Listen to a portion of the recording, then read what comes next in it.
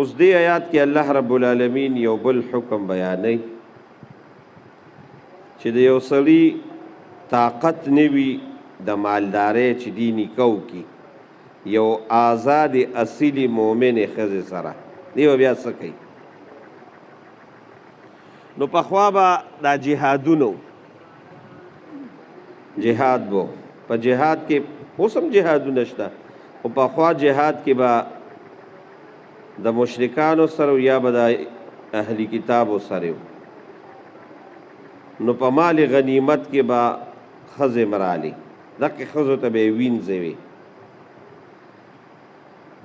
نو چې دقه ښځې به راغې له وینځې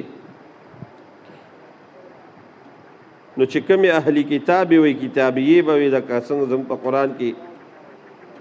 د هغوی متعلق ومنه د اهلی کتابو متعلق الله ویلي دي فن کې چې د اهلی کتابو سره نکاح دا جایز ده اهلی کتابو سره به وینځېتوب باندې نیول بغیر نکاح هغه نکاح جایز ده او چې کوم مشرک ده نو مشرک سره نه په نکاح سره او نه بغیر د نکاح هغه په نکاح نیول دا ښه نه دي مسلمانه به که نه بیا ورسره کوه او یا داسې چې کومې وینځې به وینې وي نو هغې کې به بعضې مسلمانانې شوې نو وینځې به وي مسلمانانې به شوې خو وینځې به وي مالک سرې به وي نو دلته الله رب العالمین وایي چې د چا طاقت نه وي د مالدارۍ چې زه د مهر ورکړم ډېر د یو اصیلې ښځې سره نو دوی د نکاحو کې هغه چې د دوی د خیلاس خیلاس خاوندان دي د وینځو نه چې مؤمنات دي دقې وینځو سره نکاح دا جایز ده اگر چې زموږ د امام اعظم ابو حنیفه رحمهم الله په نس باندې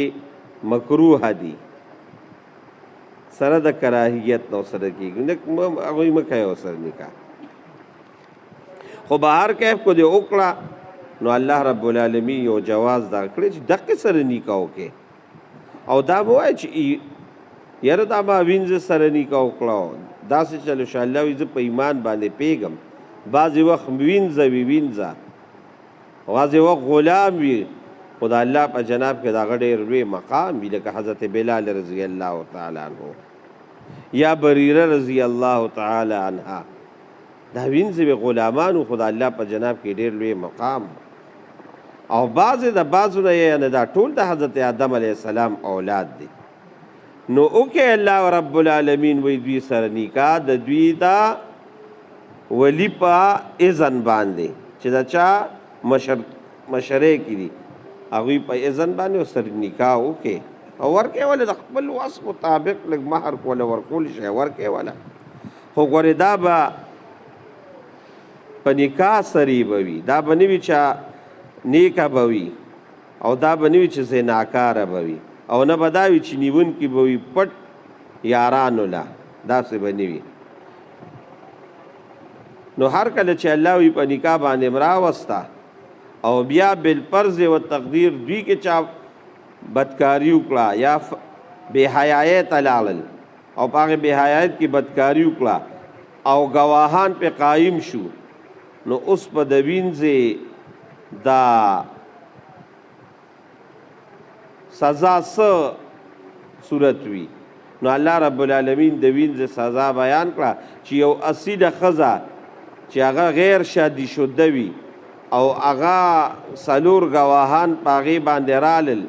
او څلورو ګواهانو په هغې ګوۍ وکړه نو هغه چې اصیله وي نو سل درې به وله ورکړې قرآن شریف کې دی 18 سپاره کې فجلدوهم 100 جلدة سل درې به ورکړې دا د اصیلې ښځې سزا ده او که نه شادي شده ده نو بیا به رجم کې خو چې څلور ګواهان پې قایم شي کو چرې وینځې زنا وکړه د دې به څه وي نو الله د هغې سزا بیان کړې ده فعلیه نصف من العذاب نو دې له به د هغې فعلیهن نصف ما علی المحسنات من العذاب چې کومې اصیلې له سزا ده د هغې نیمه به وله ورکړي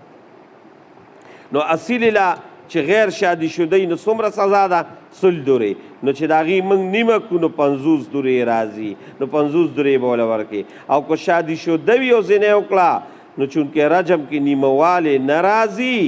نو د دې د وجې په وینځه باندې د رجم هغه حکم هغه نه صادرېږي ځکه د هغې نیمه نشته الله رب العالمین وی چې دا د دې دپاره دا نکاح وکړئ چې تاسو ګوره د مشقت نه د زنا نه بچ شئ هسې نه چې اصیله نه میلاویږي او ته په ګناه کې مبتلا شې نو الله وایي دا د دې دپاره ته یم چې وینځه سر وکړې ځان ګورې د زنا نه بچ کې او که صبر هم وکړه الله وایي ځان هم په صبر راوست نو دا ستاسو دپاره به ډېر بهتر وي او دا په حدیثو کې رسول الله مبارک ویلي دي چې یا معشر الشباب من استطاع منکم الباءة فلیتزوج فإنه اغض للبصر واحسن للفرج یہ ځوانانو ټولګي والا نکاحګانې وکړې خو ستاسو طاقت وي ځکه چې دا نظر له راښکته کي او د شرمګاه ستا د عزت هغه لوی پاسدار دی نکاح عزت په دې محفوظ وي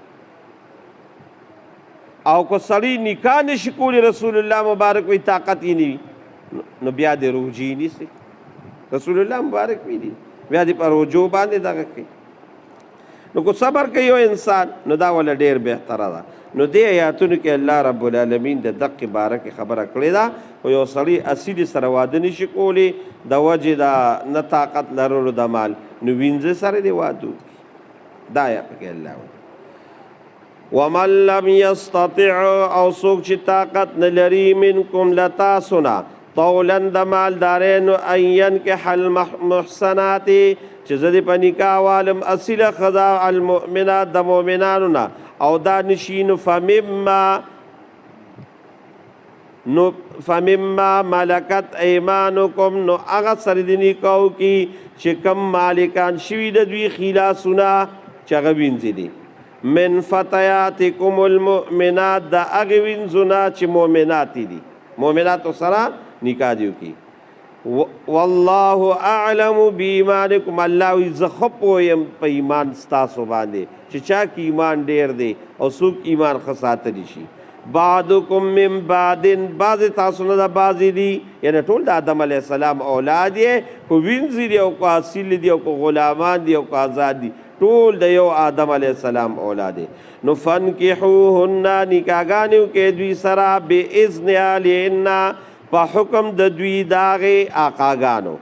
وآتوهن او ورکړئ دې بیبیانو ته دې وینځو ته اجورهن مهورهن مهرونه بالمعروف د دستور مطابق محسنات چې پاتې شي په نکاح سره غیر مصافحات نوي زناکار یا بدکارې ولا متخذات اخداء او نوی نوین کلیرالا د یارانو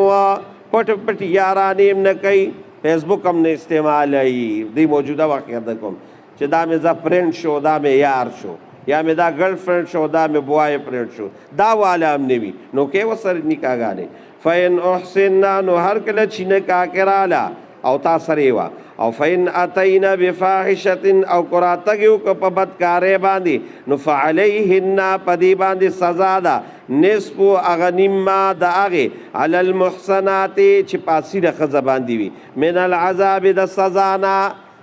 اصیلې ښځې له چې کومه سزا ورکوي د هغې نیمه به وینځله ورکوي ذالک دا نکاح ته الله وی د دې د وجې حکم کومه چې دې وینځې سر وکړې لمن د هغې تباره خشي العنته چې یریږي په مشقت منکم له تاسو نه چې زه به په مشقت کې پروز یعنې زنا کې به پروزم دا د دې دپاره راته د وینځو نکاحګانې م الله وی جایز کړل وان تصبروا او که چېرې تاسو صبر وکړو نو خیر لکم دا ستاسو دپاره ډېر بهتر دی او که ګناه غلطي وشو نو والله الله تعالی غفور بخونکی دی بخیله ته رحیم ولې راته دا دومره لوی ګناهونه او دا دومره راته بخي رحیم نهایت مهربانه دی صدق الله مولانا سبحان ربك رب العزة عما يصفون وسلام على المرسلين والحمد لله رب العالمين ربنا آتنا في الدنيا حسنة وفي الآخرة